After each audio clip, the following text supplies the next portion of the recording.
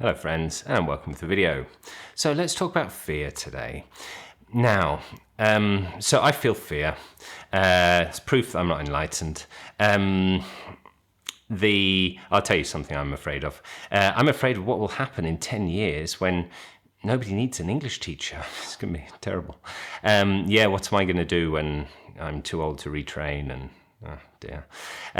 So I'm afraid of that. I've been thinking about it. I've had some conversations in my lessons about this. That's why it's on my mind. What's going to happen? Oh no.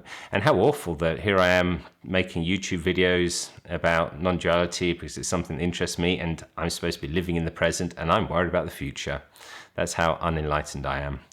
Now, but one thing that comes up and up again and again about enlightenment is fearlessness. So Swami Vivekananda said this, that you're fearless, enlightenment is fearlessness. And Eric Baret also described Jean Klein, his meeting with Jean Klein, as he felt this, I think it's something like immovable fearlessness. So Eric Baret was a bit of a ruffian. He liked getting in fights. He would knock people on the ground and tell them not to get up. And luckily, he says, nobody got up. He's a big guy.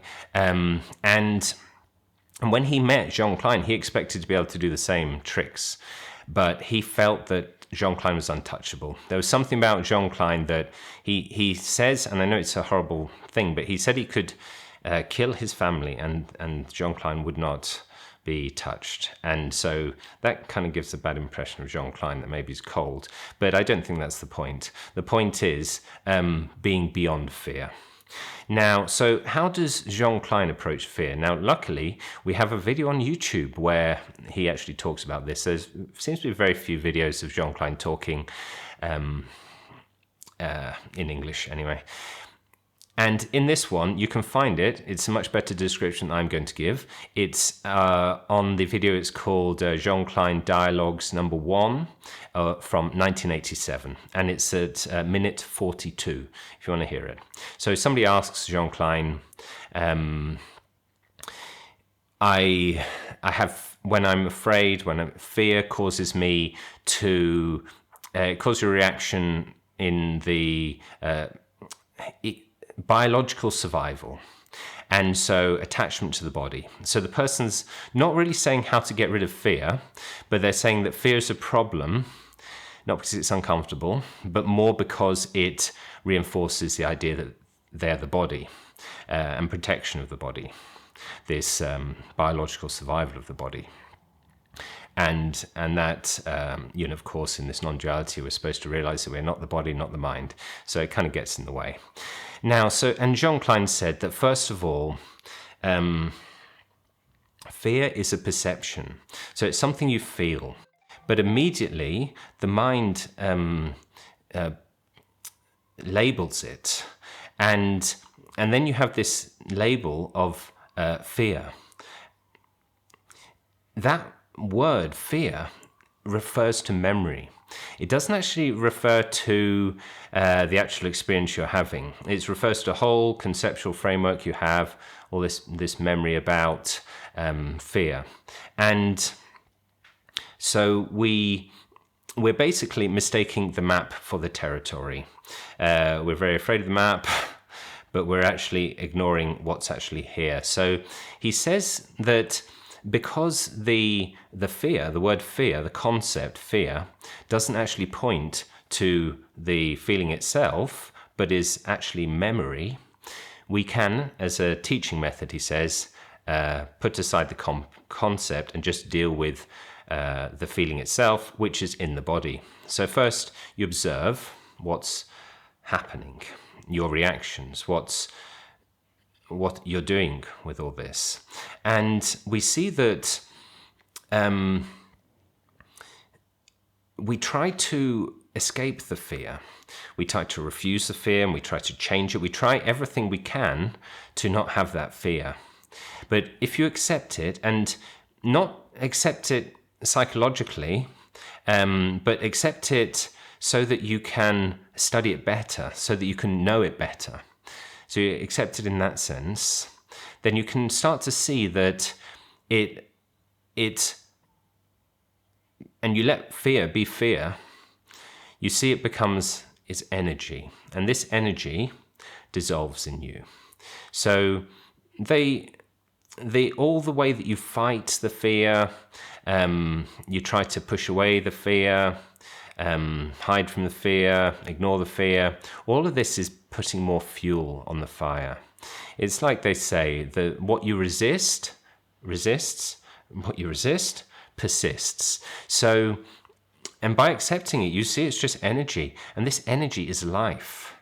And you accept that, and you love it, and it dissolves in you.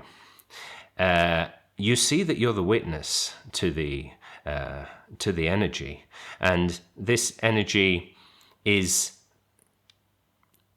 without concepts. It is life itself. So now, and this could be supported by psychology, by, when you accept fears, they don't last as long without all the rumination. And people use this for reframing, for example. So they say it's good to reframe fear as excitement. And I noticed this myself. So when I first started teaching 25 years ago in Italy, in Rome, I was very nervous. My first lesson, it was horrible. I was shaking, and I stumbled over my words. But then, after that year, I came to Spain, and since then I've been teaching English in Spain, and lots of different groups, never really big groups, but normally I teach teenagers and adults between sort of 8 people and 10 people in the group. And the first day of each year, I mean, I do know all the students, so it's not like I'm afraid every time I go to the lesson. But the first day, I get very excited. So I began reframing this a while back, many years ago, and now I just feel excitement. In fact, I kind of regret it. I leave the lesson feeling, "Oh, James, you're so stupid. Why do you talk so much?"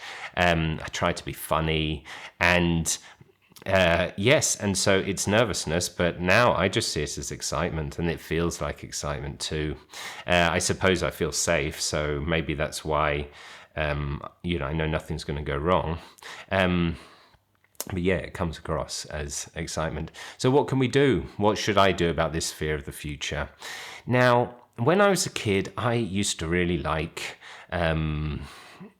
science and computers and science fiction. And really, this is what I wanted. This future would have been a dream future for me. And I think really, if we forget about all the news stories that tell us that we're all going to be made unemployed, there is still that part of me that sees it as being something exciting that could be wonderful. We just have to wait for it to happen, and hope it all falls into place, which I think it probably will at the end of the day, if I put my fear in front of me and accept it. Thank you very much for watching. Goodbye.